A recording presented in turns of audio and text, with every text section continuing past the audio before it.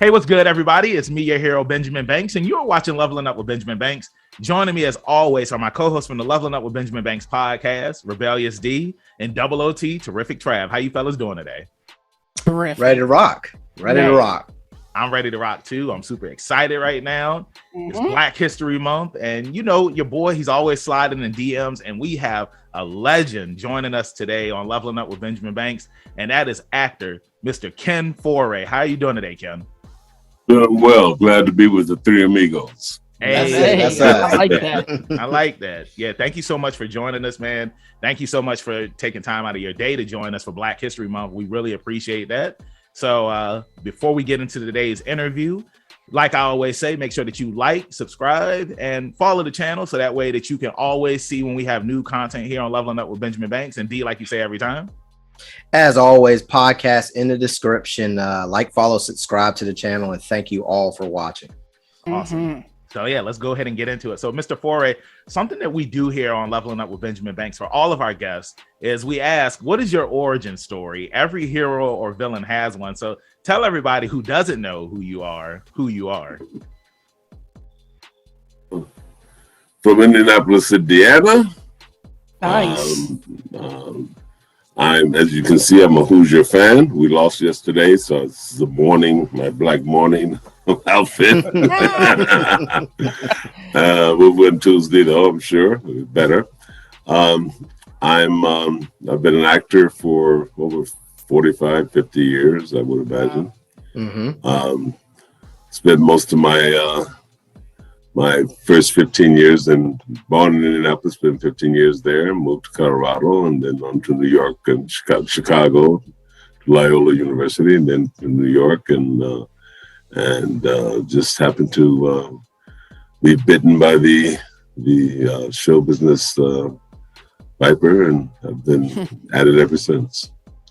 Awesome. Hell I like yeah. that. Love So that. was it something that you always imagine getting into? You know? No, not really. No, my family was really into I guess more political endeavors and journalism, psychology, teaching, and so no one in my family or my extended family really, except I had an uncle.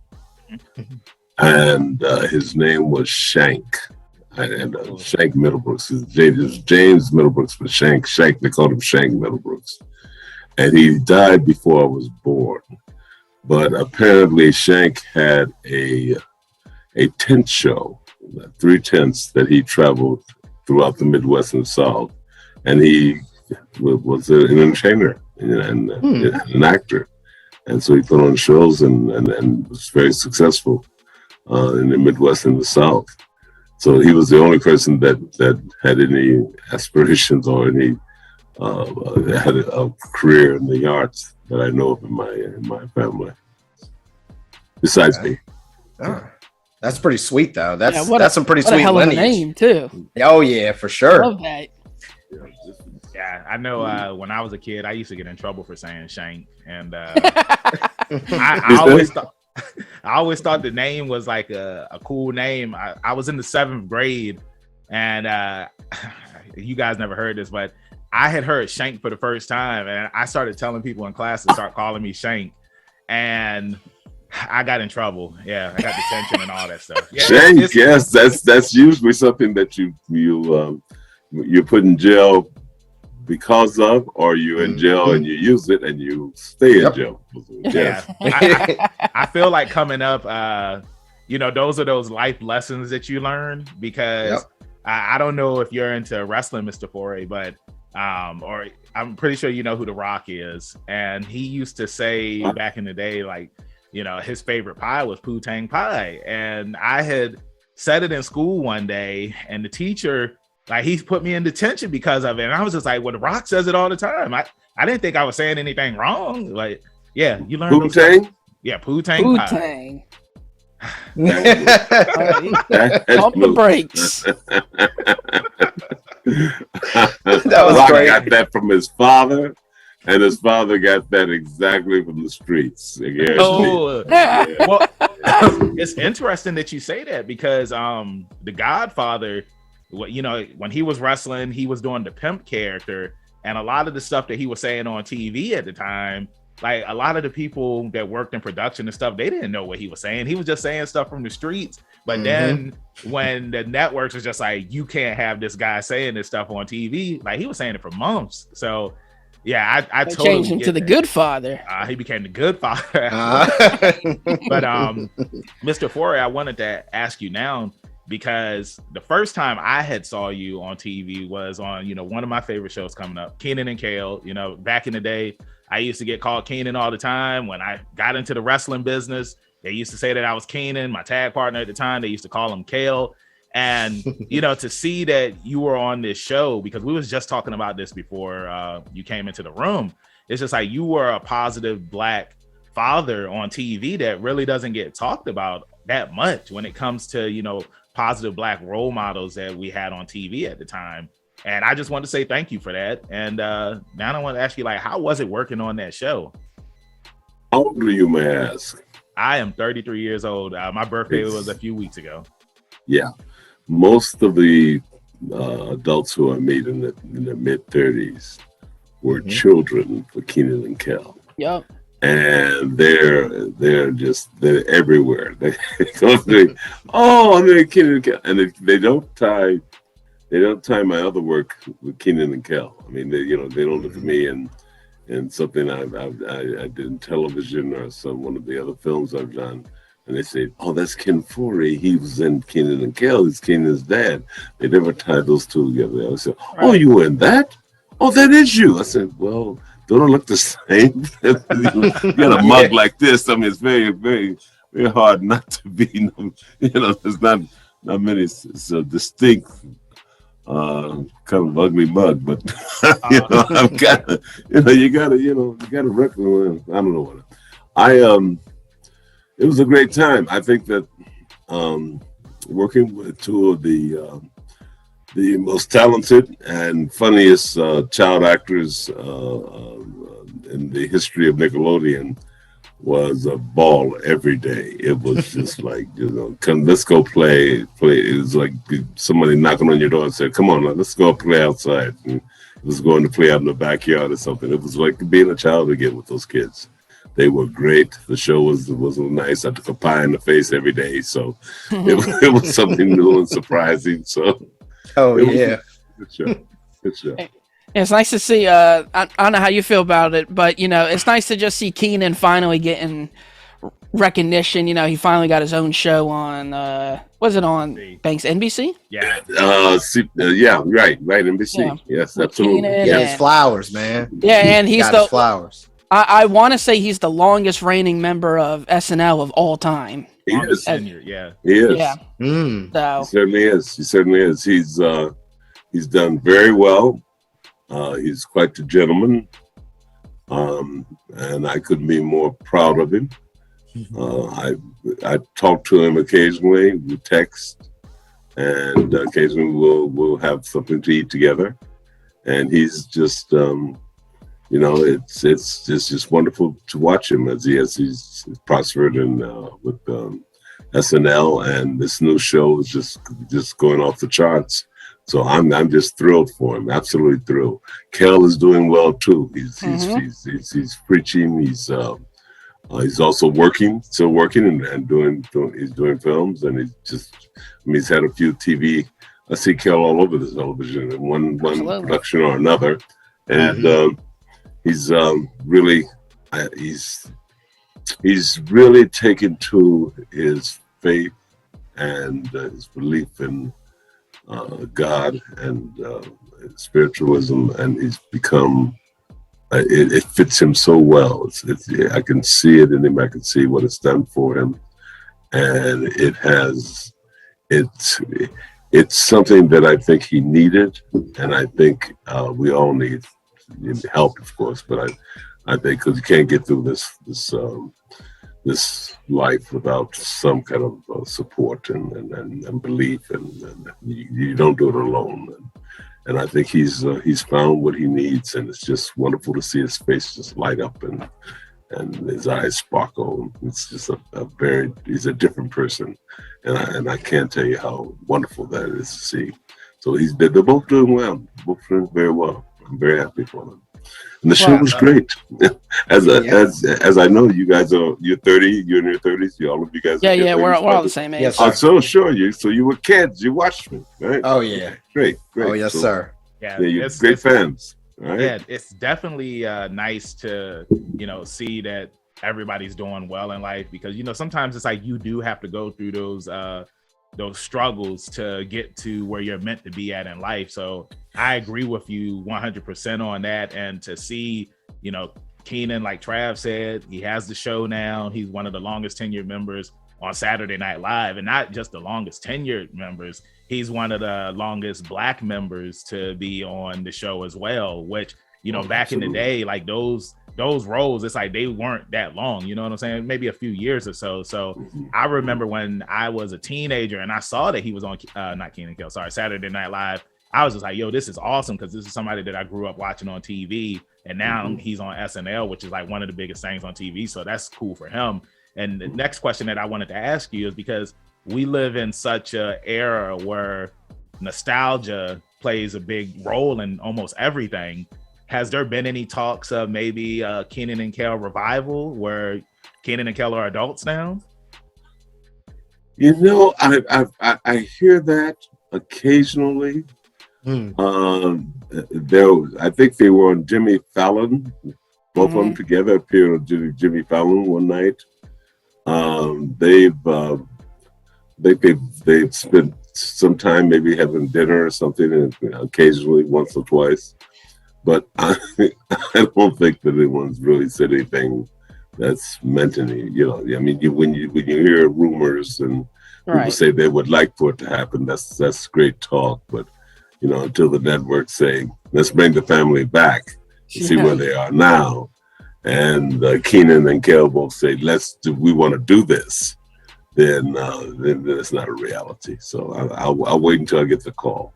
And I suggest everyone else does as well. We'll be waiting. When they see it announced in Variety, you can believe that something's going to happen. Now, this is kind of like a funny, but because the Fresh Prince is coming out this month, or not the Fresh Prince, Bel-Air, and it's the drama version and more serious tone Fresh Prince of Bel-Air.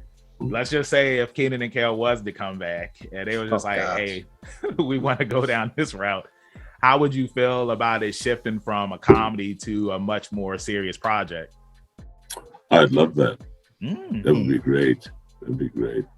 I mean, we wouldn't have. I think that would certainly. It'd be interesting for all of us. Yes. I mean, we're older. We got especially the young, everyone involved. Till Marshawn, Vanessa Bagan, Kenan and Kel, Dan Fishman, we're all older at this point, and be a different point of view in terms of our lives. And we wouldn't have to have the comedy so much, and there'd be serious topics and serious discussions. And I think that'd be a great way to go. I'd love to do it. Why don't you guys call them, Yeah, we'll pull it get together. a petition. Get a petition up. We'll put in, Get all the 33-year-old, 35-year-old people in the world and say, sign this. We want to see that show. It might work. It was phenomenal. It might. You know what I'm saying? Hey, I'm going to need a lot of breadsticks from Olive Garden if I'm going to be able to pull this one off. But D, I'll pass the ball to you.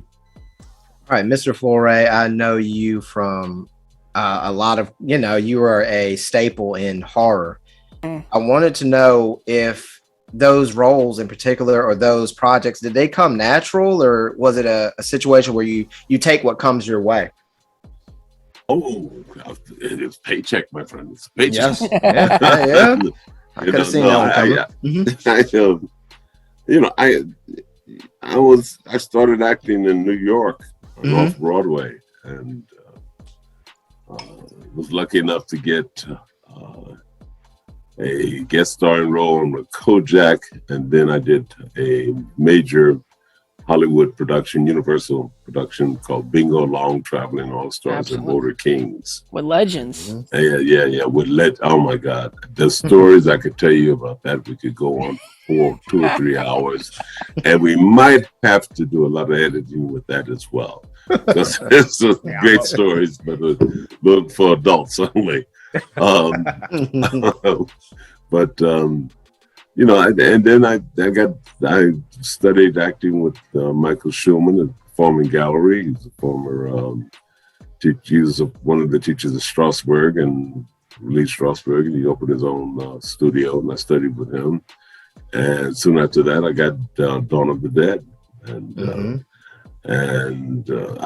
after Dawn, I went back to doing television. So I did every television series you can think of, and then occasionally a horror film would come into play. You know, I think From Beyond came into play, Texas Chainsaw Massacre came into play, and several others have come and down as my career. You know, I think that well, Dawn of the Dead, just to give you an idea, was so widely distributed by Salah Hassanin, the distributor, and Richard Rubenstein, the producer, that it played in every drive-in, major theater, and midnight show across the country. I mean, it was everywhere. And I can't, and I don't mean, you know, you guys know 42nd Street. You guys are too young to know 42nd Street as I knew 42nd Street.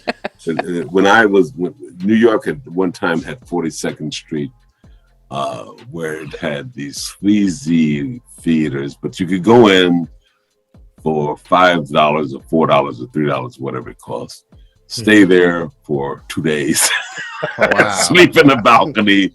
All kinds of things went on. You didn't know what was going on in there. And I think Midnight Cowboy has, with John Bolt has that famous scene in one of those theaters where he's playing a trick, you know, trying to get a little money. And so those were the 42nd Street. And then they have porno places that had the porn films and that kind of thing. Right. So it's kind of a seedy area. Yeah. But so when Dawn of the Dead premiered, we weren't limited, even though we did midnight screenings. We played. There's a film called Pink Flamingos. Do you guys know that? I do not. It sounds familiar. Okay, guys. Well, this is one of the things that you want to take a look at. Okay. With a strong drink, probably the strongest bourbon you have, or scotch, or ginger beer. Gonna have something very strong. I'm telling you right now, guys. It's So, well, anyway, it was a weird, very successful film. But we played opposite at midnight shows, and that played, and Dawn played, and then we played in some of the finest theaters in New York City as well. The Embassy theaters, which was on 62nd and First Avenue. You guys know New York, but if you don't, your fans will. So. Right. So somebody that's listening is going to know. Oh, yeah. They will. So they're going to get this, okay? And then you guys can research it later, okay? Yes, sir. But these were great. The Winter Garden Theater on Broadway. They weren't the 42nd Street there. I'm saying that he got them in every drive-in all over the country. I had, there was a famous choreographer by the name of Bob Fosse. And Bob Fosse did Chicago. He did, he was a great Broadway choreographer, and he had a film that he came to Los Angeles, and I just got into Los Angeles after Dawn of the Dead. I followed it out there. It wasn't working, trying to find some way to find some work.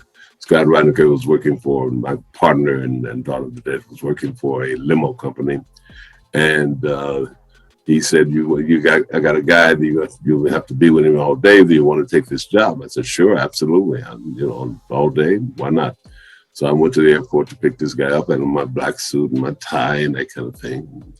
And he said, I heard somebody shouting, Ken Foree, Ken Foree. Oh, I'm your greatest fan.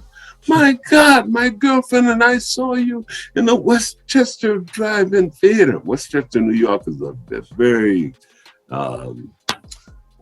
very rich and exclusive suburb, not suburb, but another upstate city in New York. Yeah. Mhm. And Westchester Drive-In, and we love you. And then, what are you doing? I said, I'm picking you up, Bob. I said, what? You gotta be kidding me. So I mean, it traveled everywhere. So Right. So with that being said, also in Europe, Dario Argento distributed in every country and every city in Europe as well, equally as prolific. So it was seen by everyone. So immediately when I come back and I'm in Hollywood, I'm doing my situation comedies or my episodics, and okay, I get these calls. We want Ken Foree, and there was a demand for me in horror as well. So I followed that road. As I've been back and forth with each action, adventure, horror, some situation comedy, and hopefully it will continue. Is That's that a how long answer, guys. That's not long. Yeah, that is a great answer. The floor is Love yours, and we ask the questions, you give us the answers, and we love it. Yeah. Trav, you were about to say something?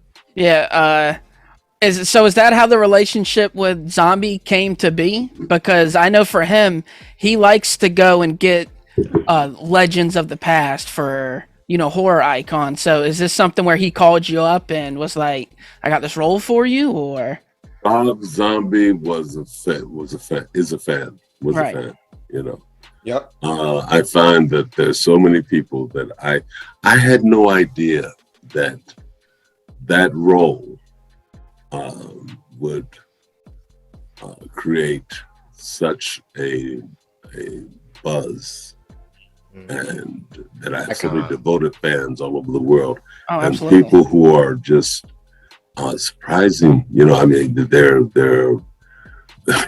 I think Bill Clinton's a fan. I think some of your major Hollywood Tarantino's a fan.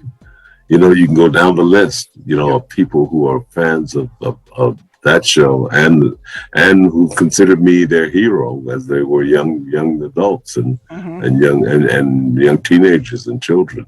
And they've passed it on. I mean, families have come in to see me and where I appear sometimes, and they'll tell me that my grandfather introduced me to it, and I introduced my son to it just 2 years ago, and we're all your fans. And it's like crazy. So yeah, it kind of opened the door for a lot of horror. So they would start to call me from for different shows, and I did them. Yeah, happy to. For sure. Did that answer your question, or did I go off? Because sometimes I'll start in one place and I'll end up in we like to snowball up here. That's what we we'll call start in Alaska snowball. and I'll end up in Timbuktu all the time. just grab me and turn me the other way, okay? So, quick question. Well, this question sort of a story. Last year, I did this thing on social media where, and you actually commented on it when I had did the top 31. Well, no, it wasn't top. It was like the 31 Black people who have survived in horror movies, and you were on my list twice. Once as Peter and once as Benny. And I just want to ask you, like, how does it feel to know that because growing up, the Black guy or woman, they always died in the horror movie, and you were in 2 movies where your character survived. Like, how does that feel? That is the strangest thing. I didn't think about it in Dawn of the Dead. It was this discussion between George and myself, and someone else might say that George had originally planned it that way, or that he discussed it with someone else. But I'm just telling you what I think. I could be wrong. It's a long time ago, but this is as far as I can put it together. That we wanted an upending. It's like I think I said, this is going to be, if I put this gun to my head and kill myself, it's so bad. And he said, yeah, it is kind of sad. You know, what do you think? We'll have an opening? Yeah, let's have an opening. Don't blow it. So we kind of planned it that way, I think.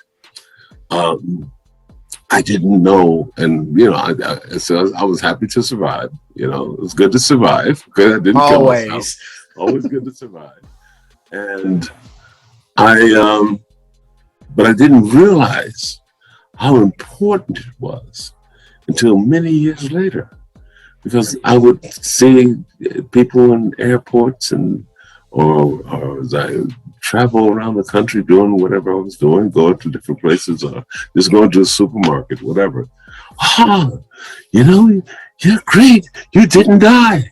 I said, yeah, I did die. Okay. Well, you didn't. That's great, man. It's been, and they were so happy and enthused that I didn't die. I said, it really means something to everybody. And then I met a guy by the name of David's last name. Can't think of his last name. God, he's going to kill me. Anyway, he had a magazine he put out called Badass Mofo. Sick. Around that, guys, you don't have to cut that, baby. That's Mofo. And I've got a T-shirt with it. I had a hat. I wore it to Indianapolis, and I don't know if my brother stole it or somebody stole it from me, because I can't find that. I'm gonna kill because that hat. I love that hat. Anyway, so David they had this magazine about action heroes and the blacks in film, and he had this whole article about me, and I said, "Oh, this is really important to a lot of people." And finally, I began to realize that you know, I was one of the few, if not the only, black in a horror film that survived and lived on. Because I knew Dwayne Jones. We were friends. You know, I'd love to see Dwayne right now. I'm just thinking of his face, man. He had a great smile, and we had some great times together. So I'm smiling thinking about him. So I knew Dwayne, and Dwayne, everybody just wanted Dwayne to live, and not a living dead. They wanted him to live. He fought such a courageous fight. He opened the door, and bang. All right. Yep. Died. So it was important for me to live but not so much for me, but for everyone else, black and white, that I lived. A lot of people will whisper, "You lived. Shh, you lived. Glad you lived." So why are you? We shouldn't be talking about this. I mean, you know, sign of the times. Okay, this is you know, back in the day. Yeah. Okay? And then I get Texas Chainsaw Massacre, and again, this is it is so strange that you can have one opinion of what happened, or you get someone will tell you give you an answer to a question, and then someone else will have another answer to the question that's totally different. And I had I was told after I died in Texas Chainsaw Massacre with a chainsaw through my head, that they tested. They did a few screenings with audiences, and the audiences hated that I died, and they wanted to live. So they brought me back. New Line brought me back and said, "You're gonna live." I said, "I'm gonna live? How the hell am I gonna live with a chainsaw through my head?" "Well, you just be a scar. You're gonna live." So that's how I came back. And that's, you know, and that was another indication of fans really wanting to see me survive, you know. Right. You know, it was kind of it's an honor. Yeah. I'm humbled by it that they felt that way. For sure. That I carried that torch, you know, and that I'm proud to have been blessed with this, and at the same time, I'm kind of astonished by it. It's, in the same breath, it's kind of like, wow, they really thought that much. They wanted me to stay, especially in Texas Chainsaw. I mean, they were tested, and then people would say, "Oh God, no, don't kill him, no," and they had they must have been a great uproar because they don't spend that money to reshoot. That's really a lot of, a great reason for it, and apparently they felt that I had to live, so they brought me back with a little scar on my head and put me back in the truck. Hey, here I am, it's Benny. I'm alive. Pick me up. Let's go. People just want their. They didn't want you to go. They didn't want you to go. They want me to go. No. And I put my pants on one leg at a time, like any other person. But I'm just thrilled that it was. No, I am humbled by it. I like that. I'm humbled by it. It's almost like it's not me. It's a figure, not me. Right. It's interesting hearing that story because I never even knew that, and it kind of goes back to because I don't know if you're a huge comic reader or anything, but when they had the story where they had killed Jason Todd off in the comics because fans didn't like him, and a bunch of people they just mailed into DC and was just like, we want y'all to kill this character, and they killed him off. And then for you, it was the opposite. Your character died, and there was a huge uproar saying, no, like you can't kill Benny. Benny needs to live. Benny needs to make it to the end of the movie. So it just goes. It's cost a lot of money to bring me back. Yeah. They had to set a crew. They had to get lighting. They had to get cameramen. They had to get a crew out there. We had to get actors. We had to shoot a scene. And you're looking at, oh God, $30,000-$40,000 maybe. Well, maybe $50,000 just for that day, and not including the editing cost to re-edit me into the film and whatever else they had to do. Sound, all the things. It costs money. It was expensive. Well, Mr. Foree, I just want to say that's what you call a costly mistake. Had they done it right the first time, they left you alone. That's right. I should have just defeated the guy and went on. That's right. That's what people wanted to see, because I remember it's like you was kicking Leatherface's ass. I was just like, come on, man. Like it was dust. I had to take the fall. All right. They paid me to take the dive. No. Hey, that's how it be sometimes. Sometimes it was. Same thing in Halloween. I was paid to take the dive. I was gonna say, you've gone up against Leatherface and Michael Myers. Yeah.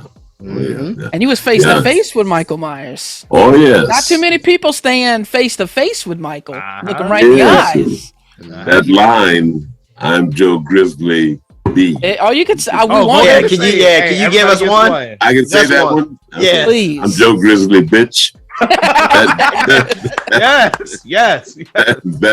That line is as iconic, almost as iconic. Not quite, but almost as iconic as "When There's No More." Ruin it. The one that was there. I mean, there's so many people that love that line. They had T-shirts. I went to the UK and I was really brought over just because of that line. And, what I'm talking about? It just and that was ad-lib. Oh, okay. Wow. Ad-lib. Yeah. No wonder it's so good. Yeah, I just at a certain point, I really took the role because it was a small role, and I said, so I don't know about this. And then I said, well, no. He says, this, what we have here is a failure to That's my favorite line in that scene. Is what we have here is the failure to communicate. I love that. Struthers Martin's role, right? Yeah. Luke, he's the only other person that said that, and I love that line. So I said, I'm going to, besides outside of Struthers Martin, I'll be the only person to say that line. I'm going to say that line, And I'll be his haberdasher. He'll get all of his costuming from me from now on, and every Halloween that he does. And I said, okay, this is not bad. I'll do this. And oh God, there's so many stories, man. I could, if we got 5 hours, I could fill you with just all kinds of stuff here. Hey, look, I don't know if you know who Bo Billingsley is, but we had him up here for our 2-year anniversary, and hey, we just gave him the mic, and like he was just telling us so many stories and everything, and it's just like, hey, we just want to listen. Everybody that's listening to the podcast, they just want to listen, because I've been told this before, where it's just like, we all have really interesting lives, and once we reach the end of our journey, it's just like, somebody has to have these stories to tell. You have to preserve these stories so that way people can hear them. So like, that's why it's just like when we bring people up here or just talking to people every day, like learning, like I talked to my grandma and just learning stuff about when she was a kid and stuff like that, because it's like somebody has to keep these stories going, and then you pass it on to the next generation and whatnot. So, oh God, these are just the interesting stories about, I can go on about films, and then I can go on about personal life as well. But basically these back behind the scenes stories of things you don't really hear. Some of them you will, because I've told them before. So some of them aren't new, but this one, how do I put this? I knew I was going to fight Tyler Mane, and I was getting in shape. I was in shape, but I wanted to be sharp. Okay. And somehow I tweaked my knee. It was pretty painful. I had trouble walking, swelling. And I went to the emergency room in Woodland Hills, and they said, well, you're going to have to rest, Mr. Foree. A couple of weeks rest, and you'll be okay. The swelling will go down, and we'll see you then. I said, no, you don't understand. In about a week and a half, I'm fighting this 7-foot guy, and I need my knee to be fixed. You have to fix it. You have to do something now. And no, we can't do anything now, Mr. Foree. You're going to have to rest, really. No, you don't understand. I said, I'm going to fight a 7-foot guy in the bathroom in about a week. I need a week and a half. I need you to fix. No, listen, they called security, and they put me out of the hospital. They threw me out. I said, okay. I went up to Northern Cal for a convention, and one of the vendors and I we were associates and friendly. Decided, he said, let's give a party. You got a great suite, Ken. Let's give a party. I said, okay, let's give a party. Why not? I said, I'm not going to do anything. I'm going to be in the bedroom with my leg up, but give a party if you want to. Use my suite. So we tell everybody. All of a sudden he bows out. Now I got all of these people coming to my suite for a party. I asked a friend of mine who's working for Lionsgate at the time. I won't mention the name, person's name, but I had a friend, and I said, "Where do I get? Is there a liquor store I get this cheap liquor? Because there's gonna be a lot of people here. What I get? I need placements. I need stuff cheap where I can get." Bologna sandwiches or whatever, something to feed these guys. This is going to be a lot of people. About 60 people showed up, right? Wow. Okay. Yeah. And she had told me before, she said, room service. I said, room service? So we ordered liquor and hors d'oeuvres for those people all night, the entire night, and they partied their hearts out. I laid in bed with my leg up. Occasionally people would come in and say, hello, how are you? How you doing? And we talk a little bit, and then they go back in. Only time I could get up was to limp to the door to sign the check, the bill for the next delivery of food and booze into the place for these nice people to drink and party with. Eventually, it was a roof outside my window. Somebody you could step up onto a roof structure. It was snowing a bit, and people had gotten fairly drunk, and they were out there doing snow angels and snowballs. Then I get a loud banging on the door. I didn't hear. I could hear it slightly because the music's loud as well. And the security, Ken, you got to come to the door. So I came to the door, limping. Yes, sir. What can I do for you? I haven't had a drink. I've had a ginger ale, water, nothing to eat out there. The good stuff. Oh yeah. And I had no food.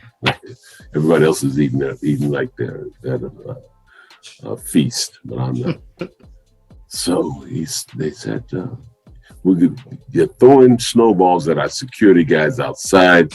We're gonna arrest you, and we're gonna arrest everybody in this place if another snowball comes down off that door. So I said, hey guys, stop the snowball, stop doing that, don't do that. We're all gonna go to jail. Do you understand? I don't want to go to jail. Party, but lock the damn windows and don't go on the roof.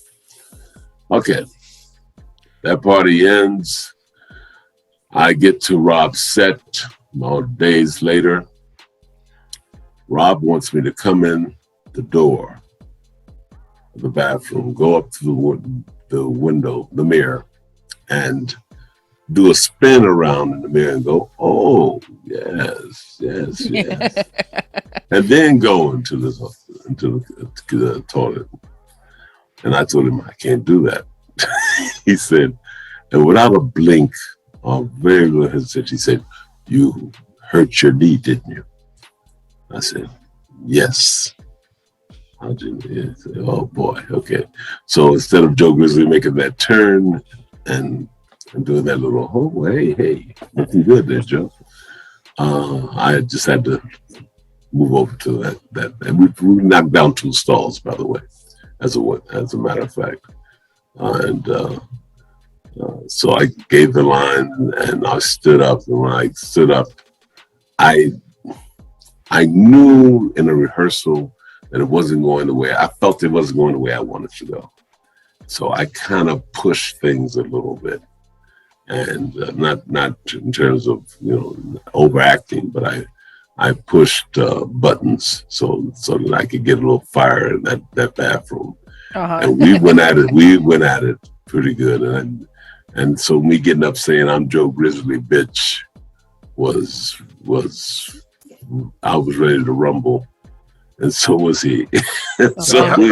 Phenomenal scene. Yeah, yes. Phenomenal. Yeah. So Rob showed it to everybody. According to what I heard, everybody that came on the set, Rob showed it to them.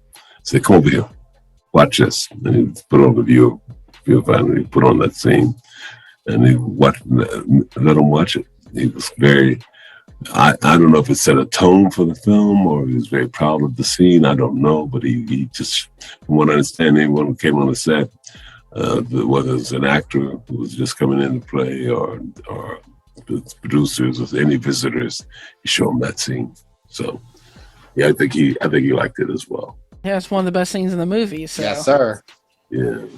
Well, we tore down 2. Those stalls were bolted into the floor. Oh, we tore down both of them. Yes. So we tore on one set, and then they put in another set. We tore those down. That was it. Broke the toilet. That was real toilet. Broke that. All of it. Smashed everything. I love that. Oh yeah. I want to say that I was one of those people. I was disappointed that Michael Myers killed you. I know everybody was, and oh yeah. I feel like if that scene was shown to the test audience, I wasn't very happy either. They took it back to script. Exactly. I keep telling people I took the dive, and I've had to, I'm like the fighter who needs the money. They said, "Here, take this." Yeah, that's what you go down to Nate. Okay. Battling Jack Murdoch, the devil. Yeah. Yes, sir. Trav or D, did y'all have another question before I ask one? You can go. I'll piggyback. Okay, I was gonna say another scene I definitely want to just talk about real quick, because I really love the Devil's Rejects movie. I love House of a Thousand Corpses too, but I really love Devil's Rejects. And That's another one of my favorite scenes is you and Spaulding, and you take the gun and shoot him in the face with the water, and everybody just starts laughing because it's so tense, and then you shoot him in the face with the water, and now everybody's cracking jokes, and I'm like, all these guys are nuts. They're all crazy. Mm-hmm. Yeah, that was, my brother was coming in with some problems. I knew that. I didn't want him there. I knew that the cops were after him. But while I was there, why not play with him a little bit? Right. And he is my brother, so I was going to certainly protect him.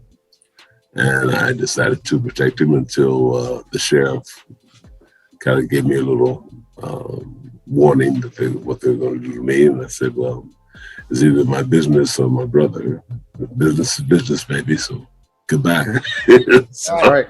Yeah, it was great scene. Great working with Sid. I miss Sid. I like to see him. I wish he was around so I could talk to him. We talked quite a bit. Absolutely. And good scene. Good. The dialogue, great dialogue in that film.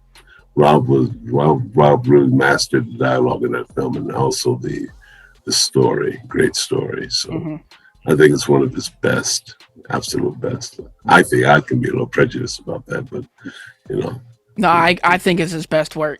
Is Devil's Rejects. Yeah, and everybody in it too. I mean, God, Danny Trejo, Diamond Dallas Page. Oh God! If I don't get this woman's name right, I'm trying to think that one of my ladies, and I don't know why I go blank on her name. She's such a wonderful actress and a great talent. She is so. She was on The Voice, as a matter of fact. I saw her on The Voice, and she sang, and she had a wonderful voice, and was in contention. She also does the Pee-wee's Big Adventure, and she also is the Rugrats. She also does one of the voices on Rugrats. I can't think. Oh God, can't think of her name. Look it up, guys. Somebody look it up right now. Yeah, you get her. That's what I do. And please do, because I've gone blank on her name, and I do that occasionally, and I don't know why. Because I really, really like this woman. Yeah, it's E.G. Daily. Because E.G. Daily, yes. Why do I go blank on her name? Oh, she is absolutely wonderful. I think she's a talented and creative woman, and also someone fun to be with, someone you wouldn't mind taking out and showing a good time and taking the dinner and having a wonderful conversation with. She's just that kind of person, real down to earth, a real person. I like her. E.G. Daily. I'll never forget. I won't forget that again. Okay. Hey, that's what we're here for. That's what I do. That's what we're here for. That's right. Thanks, guys. You saved me. So that was it. That was, they had William Forsythe in that. Oh, yep.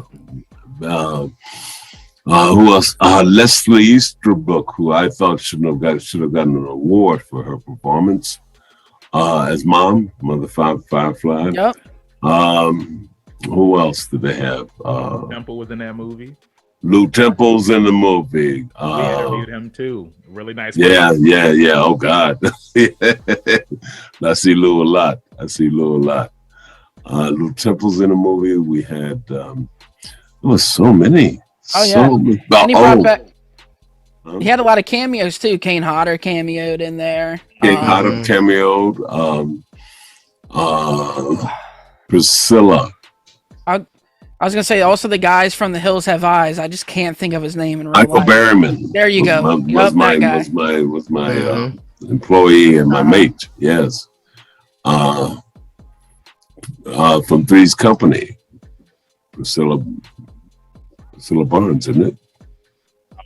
Three's Company. I tell you what, I know that is a show that I've just never seen. Hey man, I can sing it a song right now. Priscilla Barnes. Look at the Three's Company. I know I'm saying her name right.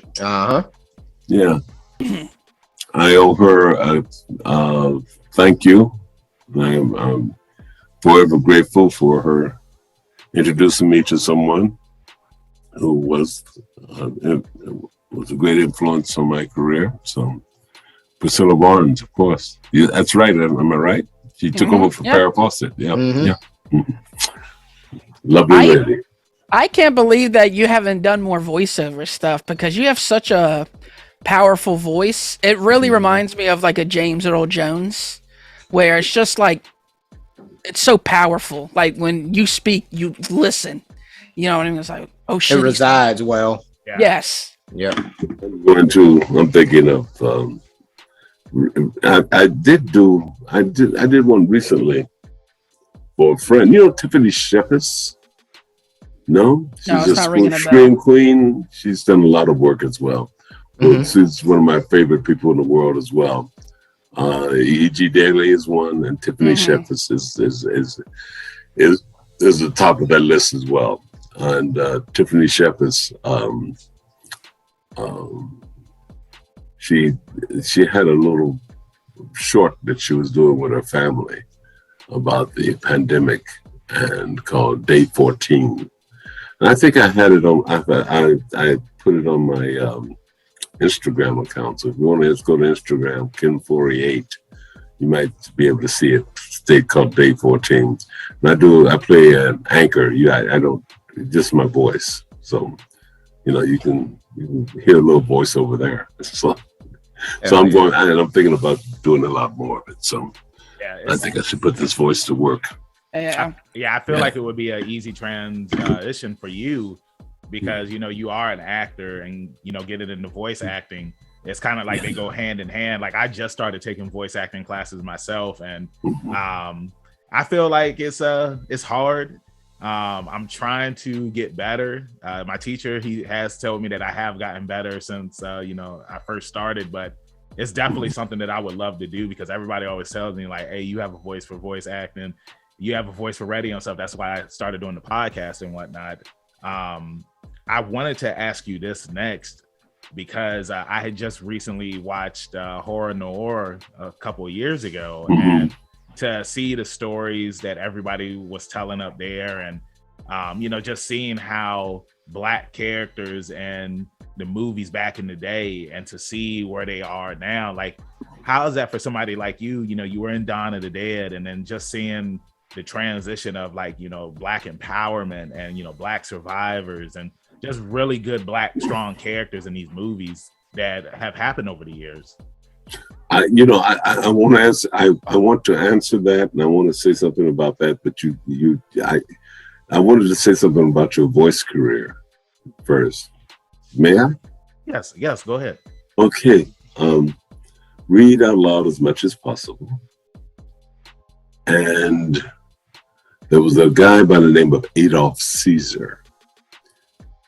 He was in A Soldier Story or something like that, played off Broadway in New York. I think he went to Broadway. He had a voice that everyone tried to imitate, copy. They wanted to, because Adolf owned the voiceover market for everything. He's a Black man, but he did all the voices for everything. And look him up, Adolf Caesar. Take a look at him. Follow his career. That important for you? Yeah, if you're starting, yeah.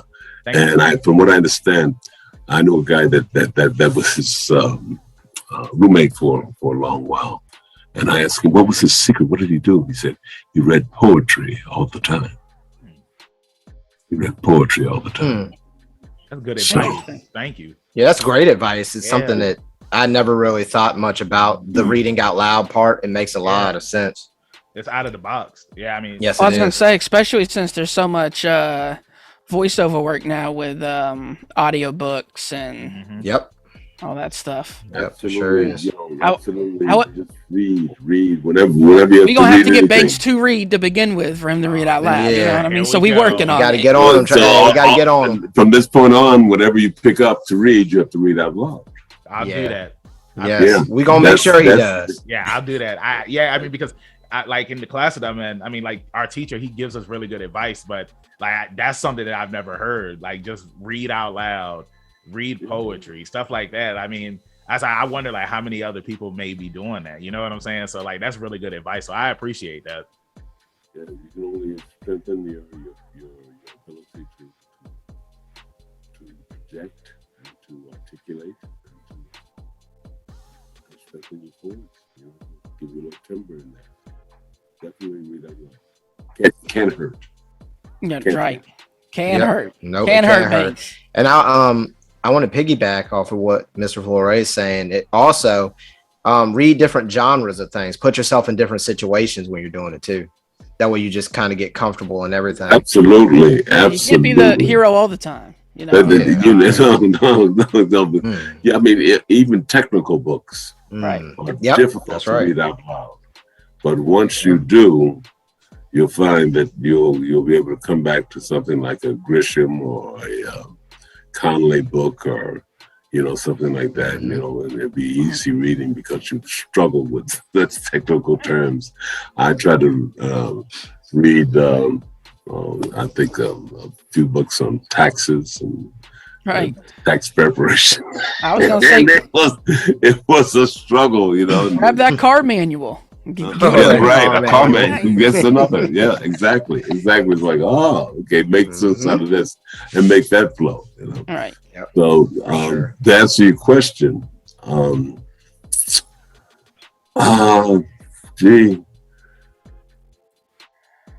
Ganja and Hess was on Showtime the other night. Ganja and Hess is a film that Dwayne Jones did some years after Night of the Living Dead. Ganja and Hess got a lot of play in terms of, as I said, I didn't tell you guys. I managed, when I was in New York, I managed theaters for a while for the Walter Reed organization. I managed the Baronet Cornet Theater, the Fine Arts Theater, the Festival Theater, assistant manager. I didn't manage, I was assistant manager. Let me just take that back. So, and the DeMille Theater. And we, just to give you an idea of the kind of stuff that the Baronet Cornet was across the street from Bloomingdale's. So it's Midtown, very exclusive neighborhood. We opened The Exorcist, The Graduate. Those, The Exorcist, of course. Oh, of course. I know The Graduate is. The Graduate. Yeah. So we opened those kind of films. At the Fine Arts, we opened The Producers. I saw Mel Brooks every day at about 2:00 in the afternoon, 1:00 in the afternoon. He would come by, and I'd be outside standing because the show would be playing. I'd seen it 100 times. And I'd be standing there because I knew Mel was coming, by the way, because he came every day. And he'd come around and he'd say, "How we doing? How we doing?" I said, "Great, Mel, great. We're sold out. Great. See you tomorrow. Great." That went on every day. So it was a great time. I think I opened Deer Hunter at the festival and The Good and the Bad and the Ugly at the DeMille. Just to give you an idea of the kind of stuff that we were doing. We're talking about Oscar movies here. Yeah, we were. Sure. So at the Baronet Cornet, across the street from Bloomingdale's, there was the Baronet and the Cornet, twin theaters next to each other. And the Cornet was Ganja and Hess with Dwayne Jones. This played for a long time. And this is, it's an artsy movie, but you didn't expect it to play for more than a week in one of those theaters. This played for a month darn near. It felt like it, and I was surprised. So there have been, I've watched us graduate from Stephen Fletcher to Willie Best to Mantan Moreland to Rochester, those characters, and all the way up to people like Dwayne Jones, Sidney Poitier, Harry Belafonte, of course, Canada Lee, those people. I could go on and on and on, you know. My God, some of them that really got, what's his name? Junior. God, I can't think of this gentleman's name, and I wish I had. Al Freeman Jr. Okay. Al Freeman Jr. Al Freeman Jr. did a film on a subway. I can't remember the name of the film. I think I've got it here. I'm just not. But what a performance! What a performance! What a great film! Talking about a very surreal thriller. You know, Al Freeman Jr. was just wonderful. But there's been a progression. Right. There's a progression of actors and I guess us taking tiny steps and finally taking larger steps, you know, to do roles that were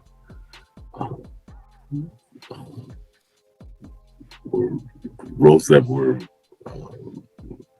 that we wanted to do originally that weren't available to us, and finally to do something that we could really be proud of. And we've made those steps, and we've made those steps because of people like Paul Ropes and Canada Lee, and in many cases, Stephen Fletcher and Willie Best and Mantan Moreland and all those guys, because, oh God, what was their name from Gone with the Wind? Hattie McDaniel said that you know, people talked about her being a maid all the time. She said, "I'd rather play a maid than be a maid." Right. You understand? So, we've traveled and we've climbed over the backs of these people. Sidney Poitier certainly had to. Paul Robeson set the table for him. Canada Lee set the table for him. A few other. Can't think of the guy. My God, good day in the morning. I can't think of the guy's name. Jesus Christ! But there've been so many actors that have. God, you're making me think of you as I'm talking. I'm thinking of so many people. Right. So many faces come to mind. Oh God! And there's one gentleman who James Edwards as well. Never got the credit he should be given. He never got the roles that he deserved. So many actors. The actor that was in Hogan's Heroes. Yeah, I've never seen Hogan's Heroes. No, I know of it. You guys ever seen it? No, bring it up. I'm sorry. Bring it up, guys. Go ahead. Look it up while we're talking. I am. Look at what we're talking. Well, let me ask you this. As a fan of film, what are you looking at now? Like, you're talking about the progression, but here we are in 2022. Who are you looking at as these up-and-comers who you think can be a game changer? It's wide open. The field is wide open. It is a plethora of people that can can make changes that are game changers. There are many of them. The list is so long I can't begin to tell you. They're coming from everywhere, and I'm so happy to see them here. And they're just, you know, there are more 20-year-old superstars out here than they are old troopers like me, you know. So there's a lot of great talent out there. You know, I mean, you just look at the films. Yeah. You know, Mudbound. Look at Jesus and the Black Messiah. Look at Hard Day Fall. The Harder They Fall. The Western. The Harder They Fall. I was thinking of the action adventure, the supernatural thing. What is it? Black Panther. Oh, yeah. You'll just go through a list of. I thought you were gonna say love. I thought you were gonna say Lovecraft. Yeah, Country. Lovecraft too. Lovecraft too. Yes, Lovecraft as well. Look at all that. Now, I've mentioned a few. You've mentioned a few. Now, take those actors and stand them up and line them up against each other. You tell me who you think is going to make a change in the history of black filmmakers, black film and actors in today's market and tomorrow's market. All of those people, all of the above and more. Yeah. So there's a lot of people out there, and thank God they're out there. Yeah, change is coming. Yeah. Some I don't know. Some I haven't seen. So I was reading a book last night before, and but were you reading it out loud? That's the question. Yeah, I was reading it out loud. Hey, oh, nice! I love that. Absolutely. And this young actress, and I have to go back and get the book and read it. Sandy something, but I'd never heard of her. She was part African American, Korean, and I'd never heard of her. And she'd done a slew of work and was very, very good. I recognized the projects. Mm-hmm. I was very impressed, but I'd never heard of her. So they're out there. There are many of them out there. And you took me away from something else to say. I forget the guy. Anyway, go ahead. Ask me another question. I just want. Was it? Was the actor's name that you were that was on Hogan's Heroes? Was it Ivan Dixon? Ivan Dixon. Before Hogan's Heroes, he was a director, producer, and an actor who was a very, very good actor. So there are so many that were working actors who were in the business who didn't get the stature of a Sidney or Denzel. Right. Didn't reach those heights, but they were there and they gave great performances and they were respected. There's still some people that I could mention. There's a woman by the name of Mary Alice that was in New York. Her name was Mary Alice, and she was the epitome of professionalism and talent, and on stage and screen.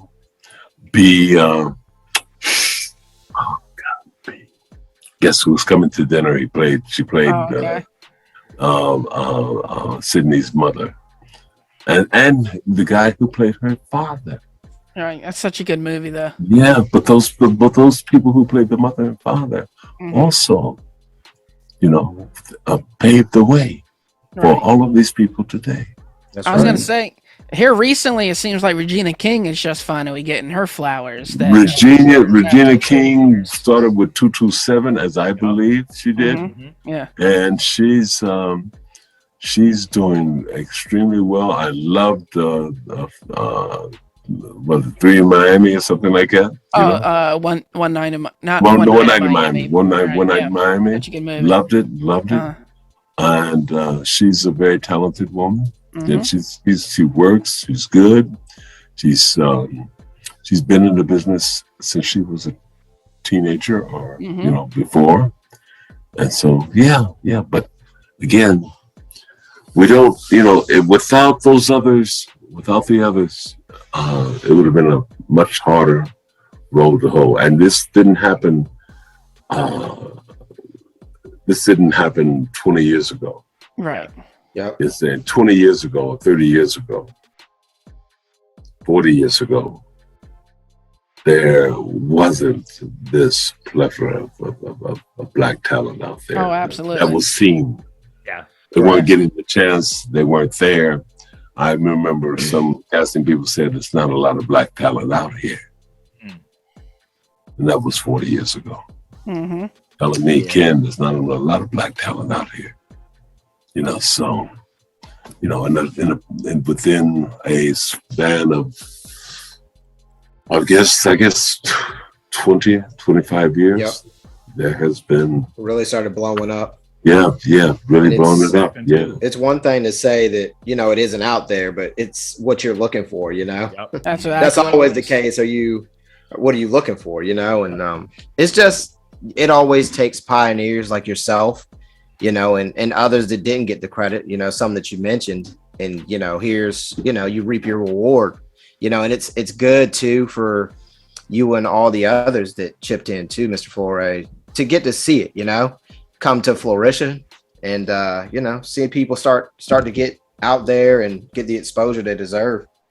So. They didn't have there's several, and this is a question that I've read in a few articles on people saying, well, is there still, what about, is the market open, or is Hollywood open? Is the racism any less in Hollywood than it was before? It's beginning to open up in all the areas, in directing, producing, managing, acting, that kind of thing. And most say somewhat, and then they say, but we'll wait to see. There are a lot of efforts to be inclusive, you understand, in their product and that kind of thing. With the Directors Guild, I think, has a program. Our Producers Guild, I'm not sure which one. I have to go back and research that. There's several groups that are formed that have programs that are trying to I think they say they meet, what was it? They meet every year with the television networks, and the television network, are you going to be more inclusive with getting more minorities and women and that kind of thing to work and as directors, producers, and more diverse scripts and that kind of thing. And every year they tell them, oh yeah, absolutely. And it didn't really change that much until recently. I think something happened the last year. I'm not quite sure what it was. In the last couple of years, where something explosive happened, and all of a sudden everybody's jumping to do it. Yeah. So maybe that's a sign that it is going to. Maybe it's a sign that people are going to finally be able to say, yes, it has opened up, and we are making tremendous strides, and there is there's something to hope for in those areas. And when we see it, we see that there's progress being made. You know, so because everything I read from actors, black actors, or black casting directors, or black producers is, but. Right. Yeah. You understand? So I'm hoping that we can get rid of the but at some point and say yes. Damn right. Damn right. Trav? Yeah. Mm-hmm. Right. Yeah, but Yes. Okay. I'm just saying that because every time I say, hey Trav, let's do this. And Trav like, yeah, but No, it's I'm good. I'm good. I never say the word but. Good, I say it's hey, let me tell you something. I got a lot of things happening in my life where I'm saying, yeah, but. But you know, I want. You guys want to hear an interesting story? Yeah, go ahead. You guys want to hear an interesting story? We got time for that? Yeah, go ahead, sir. We got time. Okay. Well, yeah, but you know.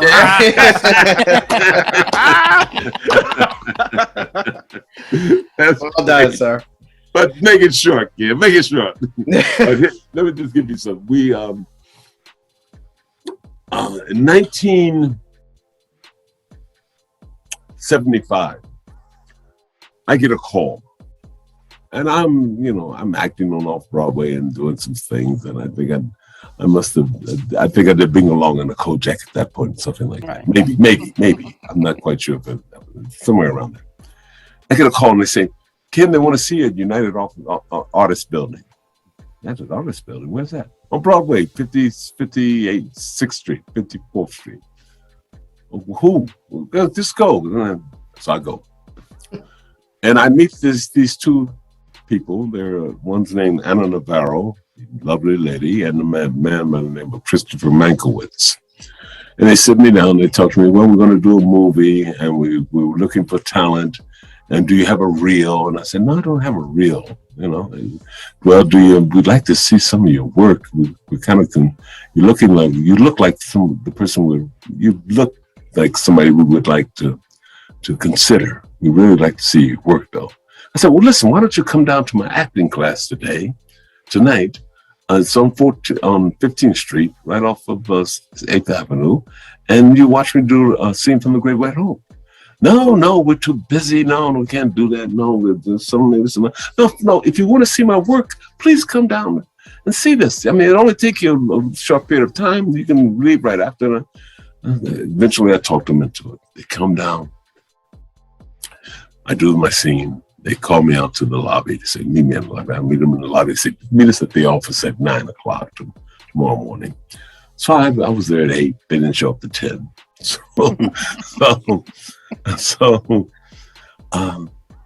I'm sitting there, and they say, what we're doing, we're going to produce a film. It's called Crispus Attucks. And it's about the first man killed in the American Revolutionary War. He's the first man, the patriot for the Revolutionary War.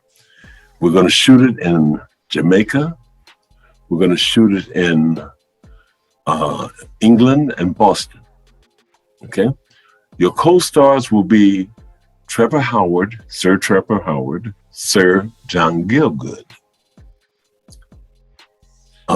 It's going to be for the bicentennial, so it's 1976, and you're going to travel all over the world, advertising it, being on a publicity campaign, and it's going to make you a major star. And I said, okay. They said, we're looking at Dick Anthony Williams. I don't know if you know who Dick Anthony Williams is. Do you know The Jerk with Steve Martin? Yes. Film? Absolutely. You remember the black family he lived with? Oh, yeah. The tall guy, light-skinned brother of his, the guy that plays the tall, light-skinned brother, right? Man, that That's Dick Anthony Williams. Okay. Dick Anthony Williams, they're looking for mulattoes. So I guess I'm a mulatto. So he said, but we really think it's you. We really think you're the one we want. And so you have to do a screen test and that kind of thing. But we're pretty sure you're our guy. And so while I'm sitting there, people are coming in from Jamaica, set designers, location people, and they're talking Jamaican, the Jamaican accents, and going out and going back in, and people believe it. I said, this is really real. Okay.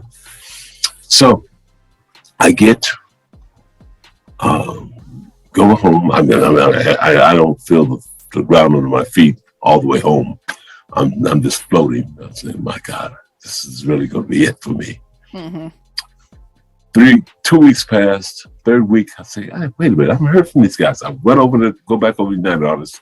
I go upstairs, and that's really the offices of a producer by the name of Irving Kratzner or something. I can't, that's another name, and I wish I've got to nail that down too, because I'll tell this story. I've got to get this guy's name, because he was a very impressive producer of film as well back in those days. And they were his offices. And so they told me, no, they're back in California. And I said, well, would you tell them that I came by and that I was, just for asking them, interested in knowing what was going on, if they would call me? He said, sure. So I get a call 2 days later. That year, the tax laws involving large investments, especially in the film industry, had completely been changed. Mm. And every half of the films that were slated to, as they had the green light to go in Hollywood, fell. and Christmas Addicts was one of them. So you can check the tax laws in 1975, 76, and you'll see exactly that I'm telling the truth. So that was so I tell you this to tell you this story. My family, and where I'm from, Indianapolis, Indiana, has a high school by the name of Christmas Addicts High School. In 1922, the Klan and the city hall, the school board, which were Klan members as well, or influenced by the Klans, or run by the Klan, decided that they had to get the black students out of the white schools and put them into Christmas Addicts because there were too many black students. They were scared of miscegenation. They were scared of them getting into the Glee Club, or wanted to go in the school newspaper, or wanted to socialize, and it was just too many of them. So they had to get them into a black school to contain them. So they built this high school, Christmas Addicts High, that opened in 1927. But the decision was made in 1922. 1927, it was completed. The school was up. All of the blacks in that city, it's a large industrial city, all of those blacks went to that school. So you had graduating classes from the 1927, so that's 27, 28, 29, 30, 1930, 31, 32, the next 4 years, and all those kids went to school together. So if you had a brother and sister, or you had 5 or 6 in your family, or 10 or 12 in your family, they all went to school with somebody in some of those graduating classes. They married people in those graduating classes. Right. They married people and they interacted with people. And so they knew your mother. If you're a kid of one of those, of two of those people, they would spot you in a parking lot and say, "Oh, you belong to Jane and Jane Willis and Joe Blow, because I know them and they were together, and you look just like them." Because my family, my brother went with his sister, and then my cousin went with her aunt, and we all went to Addicts together. So all of these like people in this huge melting pot, for black people. My mother and her 5 children, her siblings, 5 of them, they went to Addicts. My father, 8 of them, they went to Addicts. And that was the way the entire city was, all of them. So I'm now writing as well as doing other things. And someone saw me write something, an action adventure thing, and I wasn't writing. I was just giving notes to a writer that was in Jersey at the time. And they said, "Hey, why are you writing with this guy? You're a good writer." I said, "Wait," but I didn't pay any attention. I said, "Yeah, okay, I'm just giving notes, and I don't want to write, and I'm an actor. I don't need to write, guys. I'm good. You know what I'm saying? And I don't, and don't blow smoke up my behind." We can say that here, right? Yeah. Right, we don't blow smoke up my behind. Okay. And so they said, "No." He said, "No, really." And so they kept nagging me about it. And these people were executives at one of the major networks. Right. And so eventually I said, "Okay, I'll write something." All right. So I said, "I'll write something about my family and I'll send it to them for Christmas." And so as a Christmas gift with the gifts, I write a little 5-page or 10-page or 20-page thing, and say, we're using their names because they all had strange names. Nanny Bell, Newton, Canotus, which is my name, my real name. Just unusual name, Myrtle. They had these kind of, you don't find anybody named Nanny Bell anymore. Right. Nanny Bell. And this is Nanny Bell in the 50s, 60s. You know what I mean? So this person still lived till the 70s, almost the 80s. So I had all these strange names, Newton, and so I started to write this. I said, why not write about addicts and just put the names in, and that kind of thing. So I started writing. So now I have a 6-hour limited series that I've written about Christmas addicts. Mm. And I am pushing it now to try to get it seen by the right people.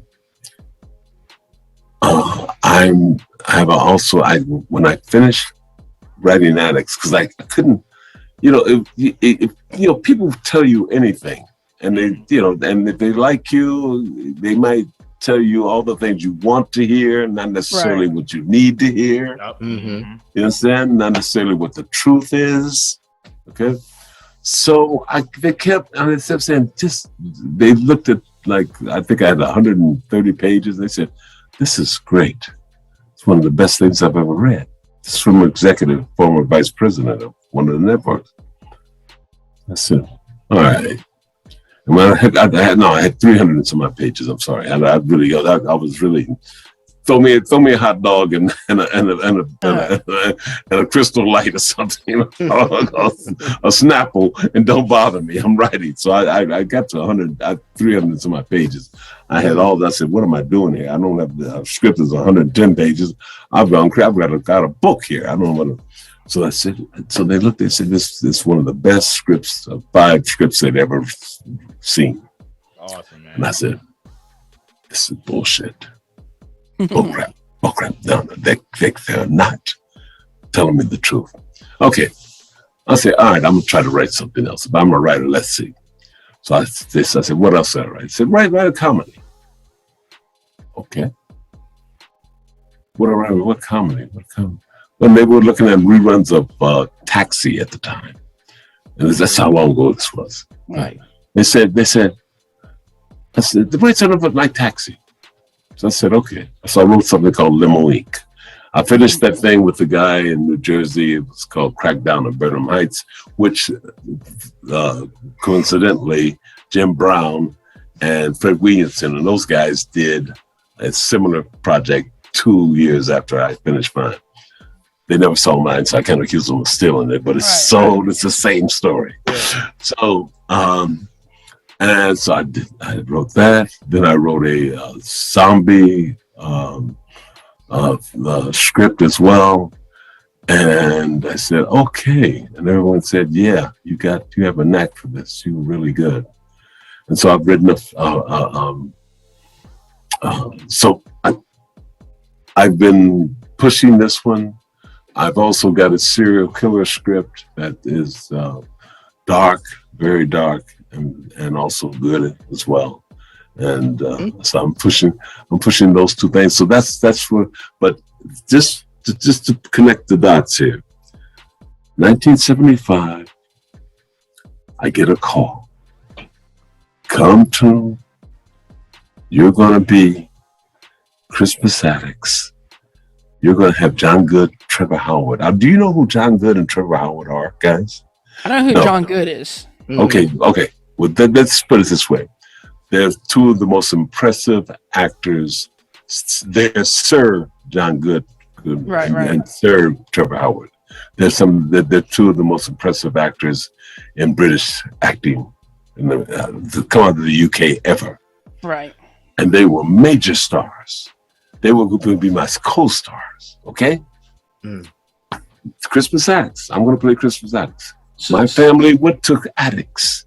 Addicts is a big part of my life. Yeah. I know Addicts like I know the back of my hand. I know more about Addicts than probably I know about my own high school that I went to. I know Addicts because there's so many references there. I mean, everybody. There's so many stories I could tell you about Addicts in Indianapolis and that area. There have been documentaries. Addicts is now a historical landmark. There's still a high school. There have been several documentaries made by it. PBS made one with Ted Green. Spike did one for 20 minutes about Oscar and Christmas Addicts. There's another couple of independent documentaries. There have been articles. It is probably the most famous high school in America. Okay? That school. And then I write something that is appreciated by the people. I have a group of say 8 or 9 or 10 that I can get to that, are top tier production companies, Right. Vice presidents of networks, that kind of thing. So the people I've been able to get it to have said, oh yes, it's got to be done. We're not doing any period pieces, by the way, but this has to be done. This is great writing, great story, great this, great that. We recommend it, but we're not doing it. So that's where I am now. That's where I am with my career. I'm writing.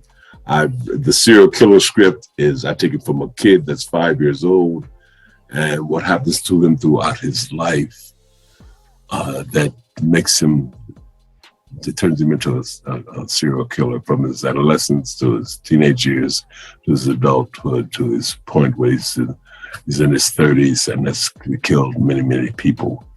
And it's a very dark and very revealing story. And so, that's what I'm doing. That's what I'm doing besides acting. I got a few things coming up. Got some stuff on John Henry. You guys see John Henry? I wanted to see it.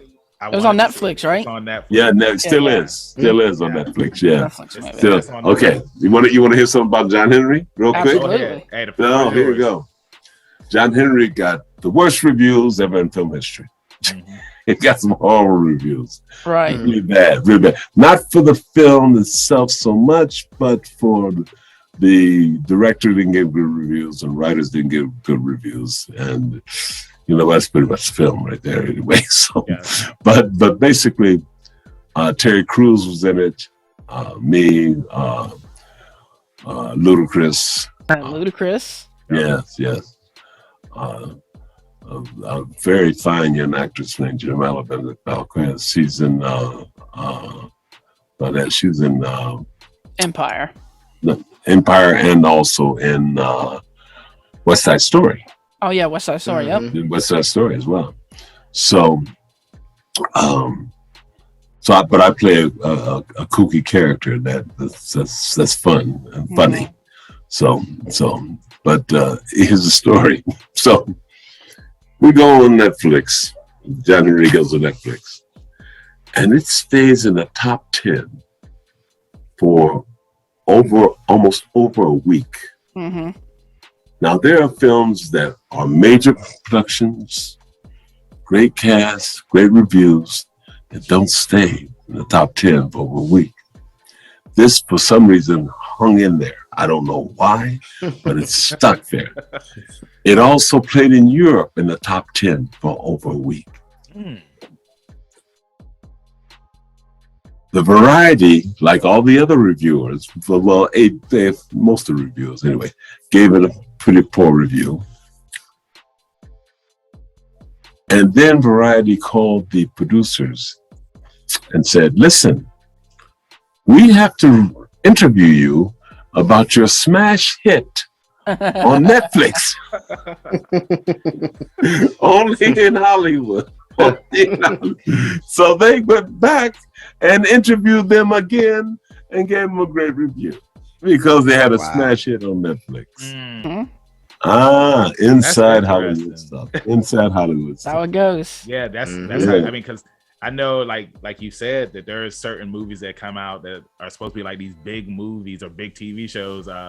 Me and D, what was the one we reviewed? Jupiter's Legacy. Yes. And we had heard that Netflix had put millions of dollars into this movie. I think it was like one of the the most paid productions that they had ever done, and it flopped. But then, like you said, with John Henry, like it was trending, it stayed in the top 10, and just because someone may not like something, there are always people that are out there that do like it. You know what I'm saying? Like, even if you thought something was trash, and like that's why I don't really like trashing a lot of stuff, because it's like, if I might not like it, I don't want to say that something's trash and then that upsets somebody who really appreciates it. You know what I'm saying? Yeah, let me tell you something. There was a film, I think it was called The Island years ago. Not The Island. Was it called The Island? Anyway, never mind the title. There was a film that cost mega millions. And it flopped so bad that they fired their entire floor Wow. of the Netflix. Everybody just got the pink slip because they said we're not going to take this. Dang. We're losing all this money. We can't justify it. Everybody loses their job, and they wiped out the entire floor. I forget which studio it was. I want to say, but I don't want to say because if I'm wrong, then they'll come back and maybe not give me a job, man. You know, don't do it. Hey, Waterworld was like that too when it first came out. Oh, Waterworld, man. Oh, and I love Waterworld. So I got a great story on that one too, boy. Hey, Paul Mooney said they'll come and take you, so you got to be careful what you say. Paul Mooney, do you remember Paul Mooney? Yeah, rest in absolutely. peace. Rest in peace. Oh man, yes. Oh, I knew Paul Mooney. I did JoJo Dancer. Nice. And I knew Paul Mooney there. I knew him before that because his sons and I were on Fish and Say Pittsburgh. So I knew Paul Mooney from that. And Paul opened a candy store on Highland right off of Sunset. Yeah, this candy store. I don't know why candy store, and this beautiful woman was there. But I mean, it's like, you're not getting. I never saw any business going in there really, and I didn't think they were going to do very much. It just wasn't. No, anyway. But he was always very friendly to me, always funny, and Paul was always a laugh. Great comedian. Didn't care. Did not care. I tell you someone else who's died recently. God, I can't, because I just don't get names right now. He was with the two brothers. Oh, John Witherspoon. As soon as you said the brothers, I knew. John Witherspoon. I used to know John. I knew John when he was auditioning. We were all auditioning together, trying to get a job. And we were just going from audition to audition. Nobody booking, or very few of us booking anything. John was in character all the time. John was that character that he played on those films. He was that character as soon as I saw him come in the parking lot for the audition. I like that. He was. I mean, all those things with his mouth talk. Gotta be coordinated. Gotta coordinate. I guess he was warming up, and he was always in character. Every time I saw him, I used to see him all the time. He'd always sing the little jingles. He was always doing it. Whatever. I think he stayed in character so that he would he would, because that was the character that he developed, and he was comfortable there. Right. He wanted to keep it sharp, so when he went into the audition, he just gave him what he had, and it was and he stayed true to what he was, what character what John Witherspoon, the character that he felt comfortable with. Right. Yes. Yeah, I feel you on that.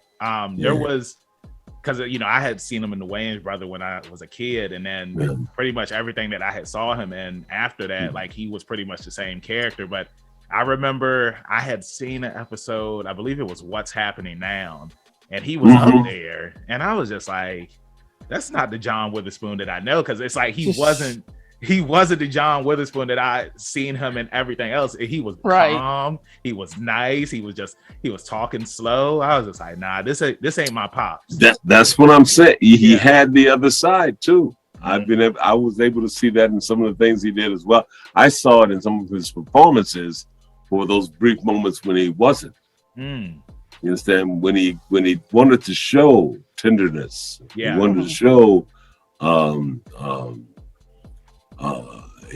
soft or a normal behavior towards the line, or give a line without the emphasis on the comedy and that kind of thing. I'm trying to throw the line, in that character. I've seen him do that many. I would catch glimpses of it, be in a scene and be doing this thing, and then all of a sudden he would change for a brief few minutes, a minute or two. not a minute, 2 seconds, into it. And I say, that's John. I know that's what he's, Yeah, and I know he could do that. But I swear, he used to come to those auditions, boy, and I could see. So I just said, damn, this guy. And I thought he was doing it because of his stage act, Right. His on a comedy circuit, that he would always. So he's always trying to keep himself fresh for that. I don't know why, but he come to those auditions and he'd be weird. I mean, I would say hello to him, talk to him for a little bit, but you can't talk to that character too much because, what do you say to somebody that's in that? MO. Yeah. What do you say to somebody who's going, I gotta coordinate. Where's audition? What do we sign up? Good. What do you do with that? You say, how you doing, John? Good seeing you, John. And then he would say, and he would break from it. Hey, how you doing, man? Where's the stuff at? Where's that? Okay. And then he would go off and I guess he just. You got to live the gimmick. I guess so, man. Right. I guess if you got something that works, work it, baby. Work it. Don't hate the player, hate the game, brother. Well, I like that. I wanted to agree with that. Right. So, Mr. Foree, we're here at the end of the episode now, and D, he always has his final wrap-up questions that he loves to ask. And, with you being a horror icon, I know. This is gonna be really hard. This is gonna be interesting on 2 fronts. First off, I want to ask Mr. Foree, favorite 80s or 90s movie? You might be able to give us a 70s one, actually. I think it's appropriate, right, guys? I might maybe give you a 40s. I'm more interested to know what you had coming up. Yeah. What are 2 of your favorite movies of all time? How about that? 2 of my favorite movies of all time. Yes. Okay. Why don't I give you? Can I turn that around and give you a list? And just go with a list of movies that I like just down the line. Yeah, I think all of our listeners would like that too. Okay, so go ahead. Yeah. Okay. Alien. Every Frank Capra movie that's ever been made, probably most of them. They Shoot Horses, Don't They? Great movie. I was watching The Sunshine Boys the other day with George Burns and Walter Matthau. Funny as hell. I love that kind of humor. I would say Lawrence of Arabia because I love gorgeous film. I love the shots. I love the shots. And the performances. Omar Sharif's performance is very good, but also Anthony Quinn plays the hell out of that. I feel like I'm a river. I'm poor. Why? Because I'm a river to my people. He just lays it out there. It's just great. It's wonderful film. Spartacus was a great film of mine. I like action adventure. I like heroes. Right. I grew up thinking that I was a hero because I was Superman or I was the cowboy hero and that kind of thing. So I like those kind of redemption films. I like somebody that fights and turns their life around or saves the child from the I can go back to Charlie Chaplin movies. I can go back to I can look at Peter Lorre and M and Laurence Olivier playing Othello. My God, kind of Laurence Olivier playing Richard. What other movies? I know there's so many of them, and I'm getting stuck here because I know there are thousands of them that I'd love to see. Oh God, what's so good stuff? Heck, some of the latest ones. I did like Judas and the Black Messiah. I did like Mudbound a lot. I like Green Book a lot. If we're going to go to on that side of town, I did like that a lot. I like Night in Miami, as I told you. I love that film as well. What I really liked as a documentary was Ali. And I think everyone should see Muhammad Ali with Ken Burns, because it is a example of the era I lived in, some of the things that influenced me, the people I was around, all of that was part. Anything that has to do with the civil rights movement at that point as well. I was a part, Snake Corps, Panthers, all of that stuff was certainly about me. Back to film.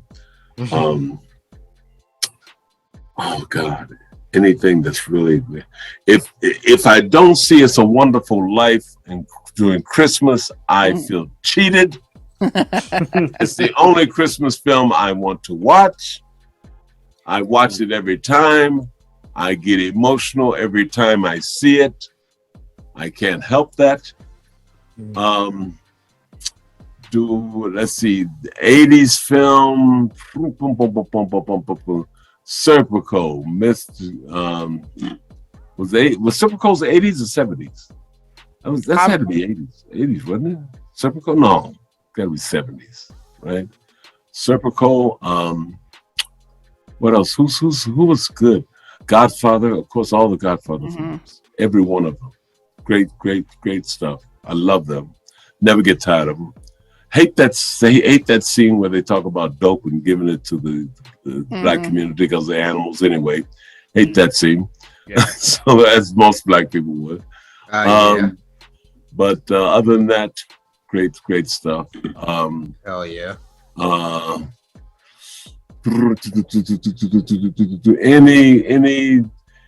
Any of the good stuff that Sidney Poitier, just to take you back to the Sidney Poitier and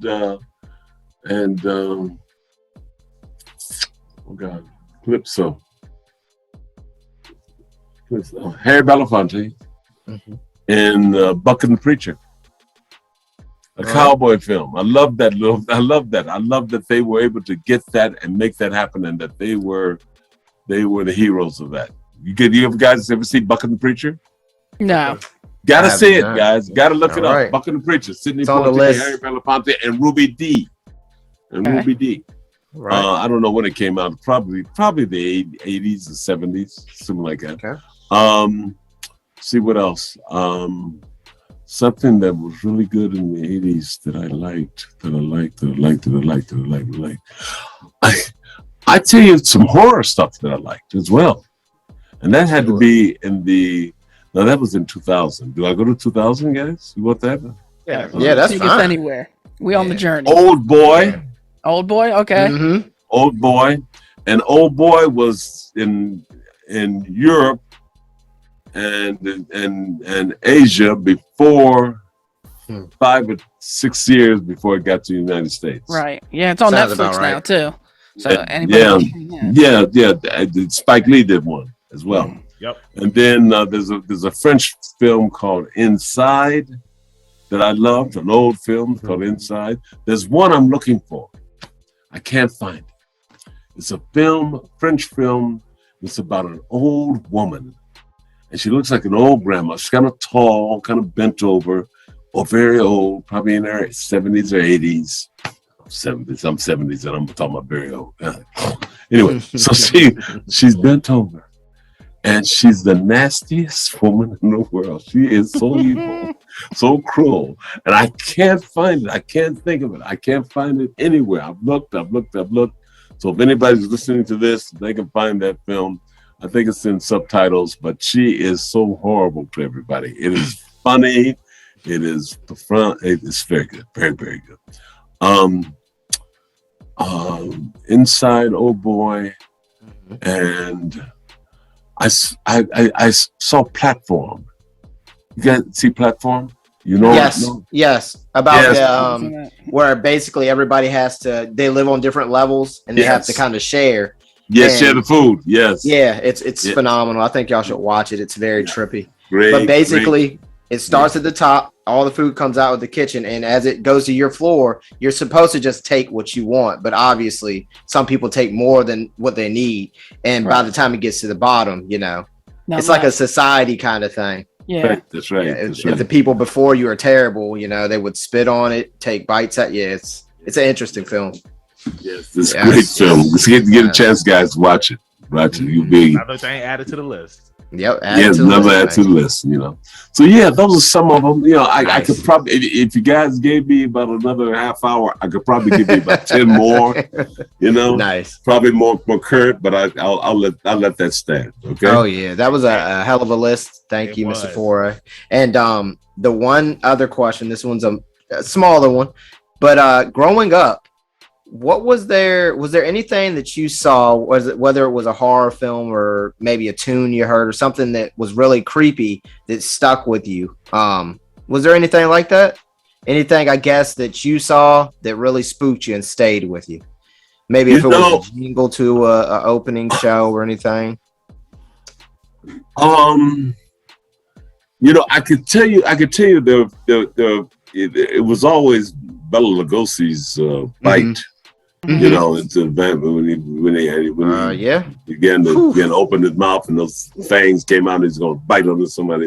Yep, it was always interesting.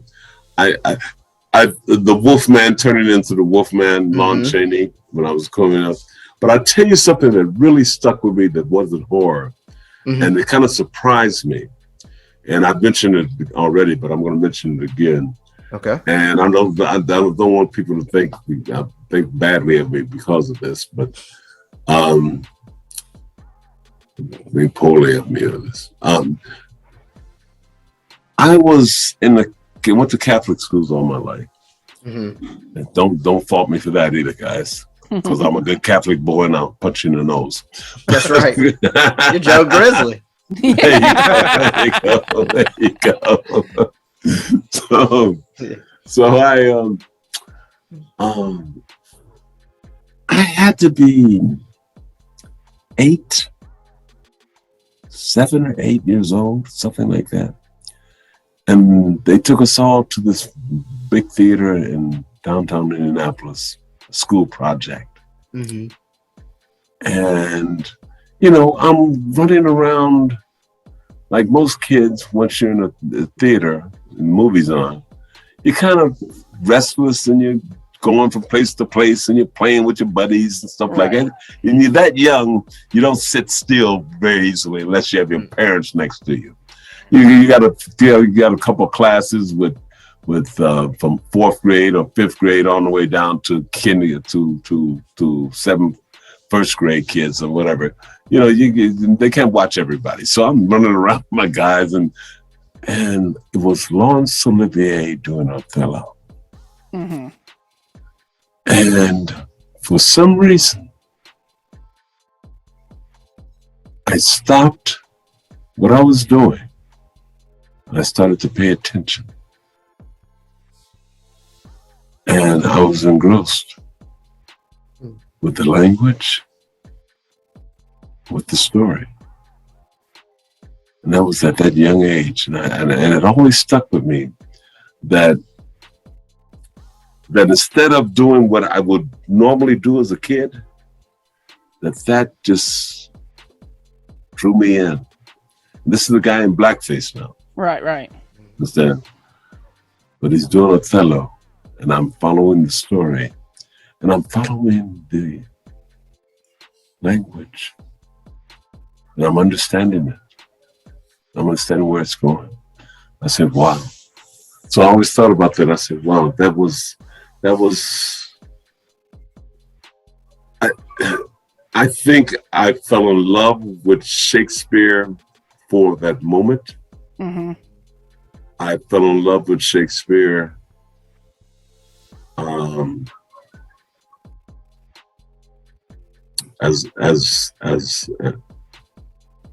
as a playwright, you know, the wording, storytelling, the style, and that was at a young age. You know, I didn't think about it any further than that, but as I look back, it was a pivotal moment as a child to say, wow, you know, why didn't I look at it and go, You know, I'm not into this. You know, this is not grabbing me. You know, I'm going over here. This is these talking funny, or the language is a little different, or Right. you know, the guy. This is a story. This is kind of a dull story, or it's about. I read to get into this. Why not? I'm going ahead and have some fun with JoJo and PD and Ann and all these other people. What we're doing. Instead, I was just drawn toward it, and it captivated me. And I said, "Wow!" So I think about that occasionally. Well, you know, Hell of it's the an only, answer. it's the only Shakespeare movie that has been nominated for an Oscar, and hopefully that changes this year, and we get Denzel nominated as Macbeth, because That's that right. was incredible. One of my favorite movies of the year last year. Yes. I hear that he is going to be nominated, and he should get it. You know, the Denzel and I played basketball together all the time. Wow. Years ago. We played together. Cool. We played together on Saturdays, every Saturday for years. And then we played together. We played together on weekdays and other days at another gymnasium at the Hollywood High School every Saturday. And Johnny Brown had the Johnny Brown All-Star, Johnny Brown Bookman from the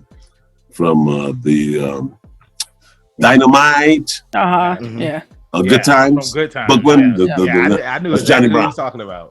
Johnny Brown would have the Johnny Brown All-Stars, and he would have some pro players there. He would have semi-pro players. He'd have some stars there, that kind of thing.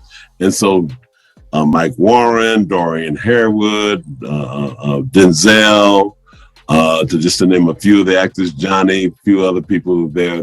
Bernie Casey was there all the time. Every day, every Saturday, we met and we played basketball against each other. I had a bunch of guys from the guys that weren't celebrities, that street players. I had my own team, and then Johnny had his guys, and we'd go to war every Saturday. Wow. And that's phenomenal. And Denzel was one of them. And then I would meet. Outside of that, I would never see those other guys at any other gym. Just on Saturday, that gym. Yeah. But after that, Denzel and I would meet, not on purpose, but we knew it was another game at another park and a recreational center, and they had a game at 12 o'clock noon or something like that. And lo and behold, me and Denzel would be there. You know, Where's that movie I've always picked him up on my team. You need to make this movie. Right, well, this is. I was gonna say, you know, on Chappelle's show, you had the Charlie Murphy True Hollywood Stories when he was talking about him and Prince, and you know, now we got Mr. Foree up here, and he's talking about playing basketball with Denzel, and like that's all the time, an awesome way all the time, That's all awesome. the time. We'll let everybody I tell you know more you about dunked his on game him. than most people know, baby. Did you dunk And he'll on tell you, I know. Mr. Foree, did you dunk on him? No, I barely. Denzel didn't play against me. Denzel played more of a guard game, pretty much that kind of thing. I was. He couldn't handle you. We get it. We get it. I was the leader of my group, and I played center, and I controlled the paint and everything else down there. So, heard that. Grizzly 6'5". What else you gonna right, be doing? and that's right. I tell you somebody. There was a guy in Coming to America with Eddie Murphy, and he's with the father and those guys, and they go to the party at the father's house with the girls and stuff like that. And there's a couple there, and there's a big guy that is there as a guest, and you just see a bit of him turn and he nods at John Amos. You know, that guy was named. We called him Rough House. Rough House. Rough House like was that. about 6'3" and a half, about 300, about 400 pounds, big guy. Wow. And Rough House would come and lean on me. And he would lean on me all day long. And after about, not all day, but after about 2 or 3 games with Rough House, I was spent. Instead. So there was Even really Joe Grizzly an gets inside game. tired. Denzel didn't want any part of that. He shoot the jumper and go on about his business. Yeah, that's right. Hey, finesse. Oh man, And he's a good player though. Denzel's a good player. Yeah, I've seen clips. I've uh-huh. seen. He can play. Mhm. Yeah, but I mean, he's be on my team any day. Well, hey, we gotta see it happen. And we Yeah. got Oh yeah. Well, Yeah, shoot, neither one of us can play anymore. Don't say that. I bet you that. Mhm. He might be better. He might be able to play better than I. He's got a son that keeps him active. I'm sure, and I'm sure he's had some. I know he was doing some physical training for a while, so he's probably in better shape than I am in terms of playing basketball. He did his own stunts in Equalizer, man. Hey, He still got look, it. Mr. Foree, I mean, hey, you told us your story about getting ready for Halloween. So it's like if Denzel's just like, hey, I'm trying to play a game of one-on-one. It's time for you to get back in shape. And Right. we'll be on the sidelines rooting for you. If he gives me a call and says they call me Big God. If you say to Denzel, do you know Big God? He's gonna say, oh yeah. If you say that to any of those guys that were in that place on The Johnny code Brown's on Saturday, and you don't say Ken Foree. Yeah, we won't. Just say Big God. Big They God. gonna say, Big God. he gave that's me a nightmares. whole nother story, guys. That's Why right. they call me Big God, and that's a whole nother laugh in itself. Hey. But if you mention Big God, they all know exactly who you're talking about. And Denzel would immediately say, "Yeah, I know Big God." If I ever run into Denzel Washington, that's all I'm gonna say, Big God, and he's gonna know. That's right. He's gonna know. I was speaking to Big God, and Big God sent. Big God. Wait a minute. Gonna start shivering? He said, yeah, he played basketball with the Big God. Oh yeah, I know Big God. Definitely. He gonna tell his son, he gonna be like, hey, go over there. I need to talk real quick. Why did Big God send you? He sent me a message and say, let's get yourself in shape. We're gonna run a little bit. I would get myself in shape to run with it. I like that. That's a good way to end the episode. Mr. Foree, thank you so much for coming up here, especially for Black History Month, man. We really appreciate you coming up here joining us. We loved all the stories. We hope that everybody that listens and then watches this video, we hope that you guys enjoyed and appreciated all the stories that Mr. Foree had for us. So before we let you go, let everybody in social media land know where they can find you at. You can find me on Instagram at Ken Foree 8, Twitter, and also you can find me on Facebook. And I will soon have a new website up at kenforee.com. So look for that in the next 2 or 3 weeks at the most. Okay, so look for that. We should have some interesting things going on. Cool. And please don't go before we wrap this thing up, because I need you to do something for us before we wrap it up completely. But Trav, let everybody in social media land know where they can find you at. That's right. You won't find me on the basketball court, but you can find me on the Instagram at ZK Audio, where I'm also on the Twitter at TRAVIOSCK, where I'm also on Letterboxd, ranking and rating my daily movie watches. D, where they gonna find the rebellious one at? You can find me as always at rebellious_D23 Instagram.com. And Banks, if they need a hero, where can they find one? Hey, they need a hero, but they can find me on the basketball court, and that's Benjamin Banks at KingBenji_Banks on Twitter and Instagram. You can find me on Facebook at Benjamin Banks. I should be the first person to pop up. If not, then I need to contact Mr. Zuckerberg. Thank you again, everybody, for watching this brand new episode of Leveling Up with Benjamin Banks. Happy Black History Month. Stay positive. Keep that pinky up. We'll see you next time on Leveling Up with Benjamin Banks. Peace. Thanks again, everybody, for watching another episode of Leveling Up with Benjamin Banks. Make sure you like, follow, subscribe to the channel. Podcast, we got that too. Make sure you give us a thumbs up and hit that bell for further episodes and notifications. Thanks a lot to our patrons. And if you don't mind, join the Patreon. We'll be having new specials coming up soon.